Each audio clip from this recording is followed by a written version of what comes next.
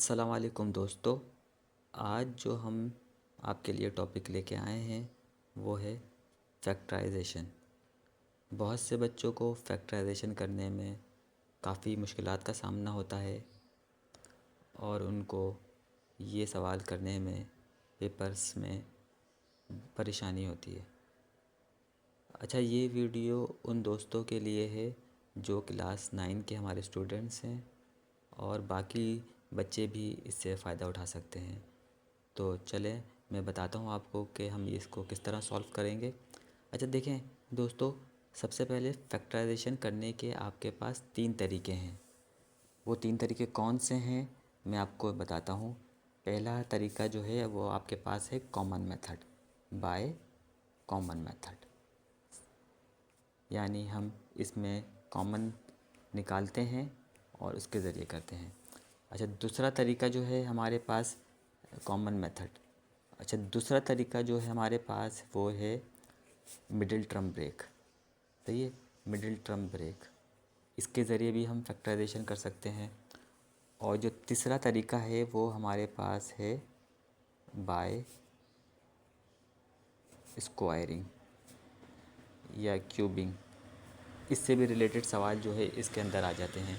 तो सबसे पहले हमें ये 3 तरीके सीखना पड़ेंगे, by common method, middle term break और बाय स्क्वायरिंग। तो चलें सबसे पहले हम देखते हैं बाय कॉमन मेथड अपना। सही है, एग्ज़ाम्स में तीनों तरीके से सवाल आते हैं और वो आपको बोलते हैं कि इनको सॉल्व करें, फैक्टराइज द फॉलोइंग। तो आप पर ये तीनों तरीके अप्लाई होते हैं। सही है, तो हम सबसे पहले देखते हैं कि कॉमन मेथड किस तरह इस्तेमाल करते हैं। तो अच्छा, मेरे पास ये चंद सवाल जो हैं वो कॉमन मेथड के हैं। सही है, ये सवाल हैं तो इनको बारी बारी सॉल्व करेंगे। तो अच्छा, ये जो हैं ये सारे सवाल अभी फ़िलहाल हम कॉमन मेथड पढ़ रहे हैं, तो ये कॉमन मेथड से रिलेटेड सवाल हैं। तो मैं बताता हूँ आपको कि ये किस तरह सॉल्व होंगे। सही है,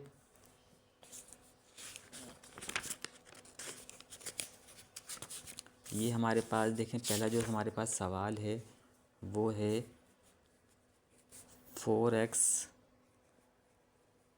प्लस 16y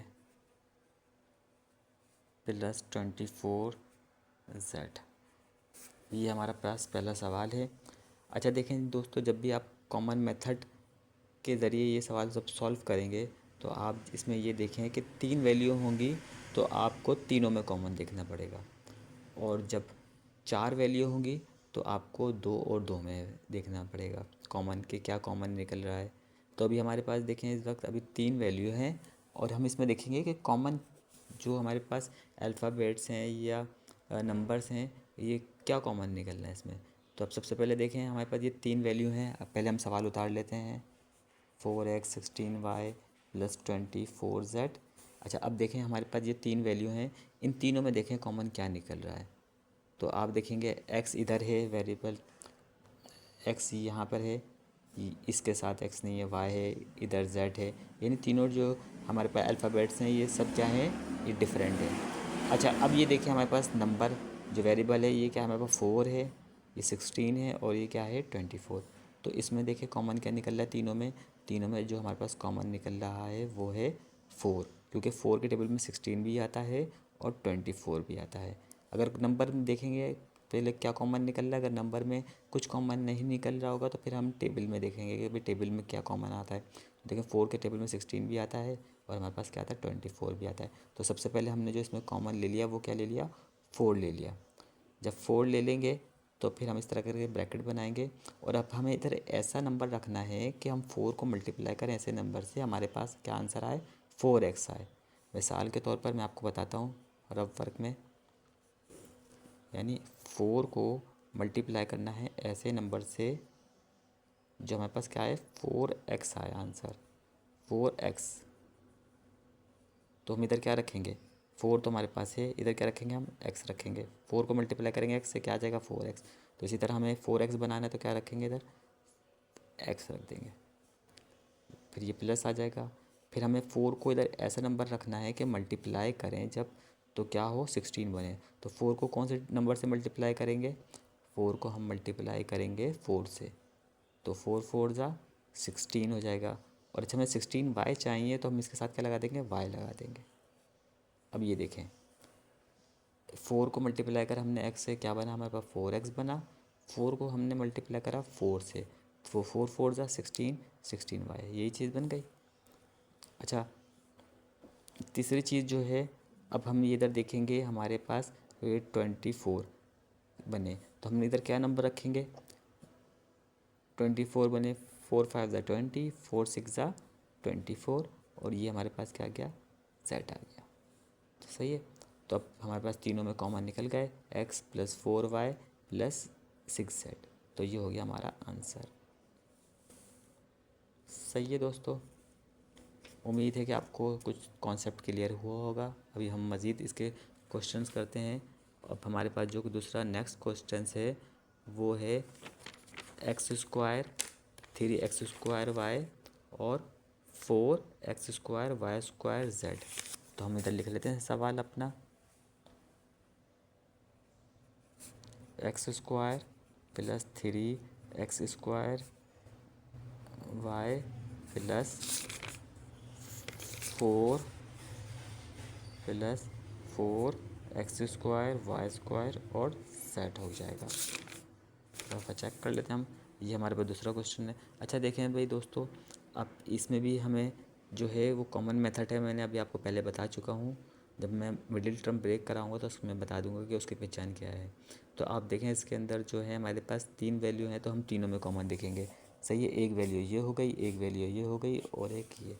तो हम इन तीनों में कॉमन देखेंगे। अब हमारे पास इन तीनों में कॉमन क्या निकल रहा है, सबसे पहले हम देखेंगे हमारे पास जो कॉमन निकल रहा है, मैं सॉल्यूशन के हेडिंग डाल दूँ, इन तीनों में हमारे पास जो कॉमन निकल रहा है वो निकल रहा है x। सही है, x² ले लेंगे और y इधर है, इधर है, इधर नहीं है। सही है, नंबर इधर है तो इधर कोई नंबर नहीं है, ना 4, तो सही है, ना कोई टेबल में नंबर आ रहा है, ना कोई अल्फ़ाबेट मज़ीद आ रहा है, बस खाली x² आ रहा है जो तीनों में एक जैसा नंबर है। तो अब हम बनाएंगे ये ब्रैकेट। अच्छा अब जब ब्रैकेट बना दिया, अब मुझे इधर ऐसा नंबर रखना है, प्लेस करना है इस ब्रैकेट में कि इसको हम मल्टीप्लाई करें तो हमारे पास क्या बने, x² बने। क्या बने, तो हम x² को किस चीज़ से मल्टीप्लाई करेंगे तो हमारे पास x² बनेगा। ज़ाहिर बात है, आपको पता है कि जब 1 से किसी चीज़ को मल्टीप्लाई करते हैं तो वही चीज़ वापस बनती है। तो इधर हमने क्या रख दिया, 1। सही है। अच्छा अब हमने इधर प्लस है तो प्लस लगा दिया। अब इस x² को हम इधर ऐसे नंबर रखना है कि मल्टीप्लाई करें तो हमारे पास 3x² y बने, यानी x² को मल्टीप्लाई करें तो हमारे पास क्या बने, 3x²। मैं आपको बताता हूँ कि x² को मल्टीप्लाई करें तो हमारे पास क्या आंसर आना चाहिए, 3x² और y आना चाहिए। तो हमारे पास देखें x² तो होएगा, तो हम इधर क्या रखेंगे, 3 रख देंगे और क्या रख देंगे, y रख देंगे। तो हमने इधर क्या रख दिया, 3 और y। अब देखिए मल्टीप्लाई करेंगे, 3 1 ज़ा, इसके आगे क्या लगा 1, 3 1 ज़ा 3 x² y। अब ये आ गया प्लस। अच्छा अब हमें इधर ऐसा नंबर रखना है कि x² को मल्टीप्लाई करें तो हमारे पास क्या आए, 4x² y² z आए। तो x² तो हैगा, तो हमने इधर क्या रख दिया, 4 रख दिया। x² है, रखने की ज़रूरत नहीं है, y² रखेंगे और क्या रखेंगे, z रख देंगे। ये हो गया हमारा आंसर। अब आप चेक कर लें, x² को 1 से मल्टीप्लाई करेंगे ये चीज़ बनेगी, फिर ये x² इससे भी मल्टीप्लाई हो रहा है ये बनेगा, फिर वापस ये x² से मल्टीप्लाई होगा तो ये चीज़ बन रही है। तो उम्मीद है दोस्तों आपको समझ में आ रहा होगा जो मैं पढ़ा रहा हूँ, आपको बता रहा हूँ। तो आप बस इसको देखें और इसकी प्रैक्टिस करें तो आप जो है सीख जाएंगे काफ़ी हद तक के। चलें एक प्रैक्टिस के लिए हम एक क्वेश्चन और सॉल्व करा देते हैं, जो हमारे पास है 3 PQR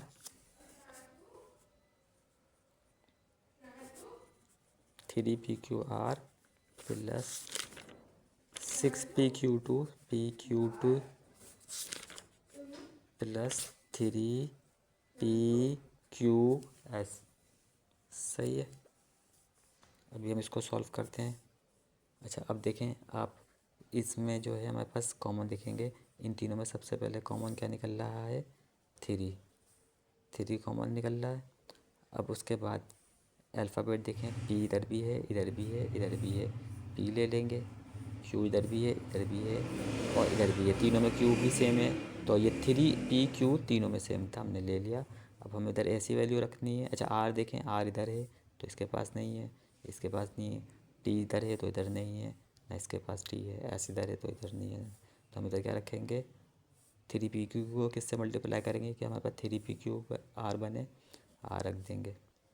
फिर अब 3 PQ को किससे मल्टीप्लाई करें, हमारे पास 6 PQ2 बने, तो 3 को कौन सा टेबल रखेंगे, इधर 2 रखेंगे, PQ आ गया और इधर क्या आ गया, टी आ गया। फिर इधर हम क्या रखेंगे कि हमारे पास 3 PQS बने, एस रख देंगे। तो अब देखें 3 PQ को मल्टीप्लाई करेंगे ये चीज़ बनेगी, 3 PQ को इससे मल्टीप्लाई करेंगे 3 2 6 PQT बनेगा, और 3 PQ को मल्टीप्लाई करेंगे इससे तो ये चीज़ बनेगा। ये हो गया हमारा आंसर। उम्मीद है आपको समझ में आया होगा। सही है, मज़ीद वीडियो देखते रहें और लाइक करते रहें। शुक्रिया बहुत बहुत।